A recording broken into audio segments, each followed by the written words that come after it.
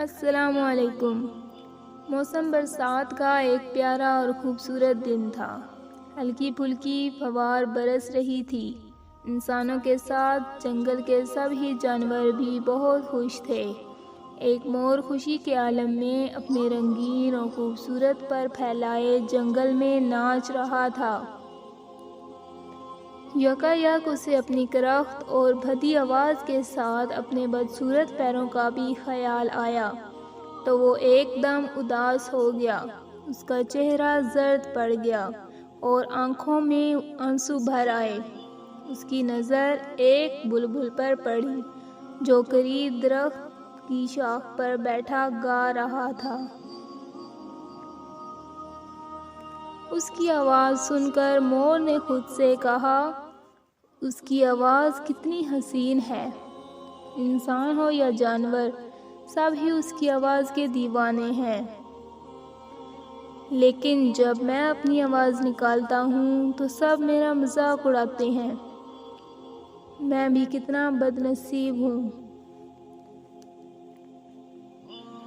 اس لمحے جنگل میں ایک بزرگ نمودار ہوئے اور انہوں نے مور سے کہا، تم اس قدر اداس اور پریشان کیوں لگ رہے ہو؟ مور نے بزرگ کو دیکھا اور سسکیاں لیتے ہوئے کہا، میرا جسم کتنا خوبصورت ہے اور میرے پر تو بہت ہی حسین ہے، لیکن میرے لیے یہ ساری خوبصورتی بیکار ہے، کیونکہ میری آواز اتنی کرخت اور بھدی ہے کہ جو بھی اسے سنتا ہے وہ خوب ہنستا ہے۔ بزرگ نے پیار سے کہا، تم وہ واحد پرندے ہو جو اداس اور پریشان دکھائی دے رہے ہو۔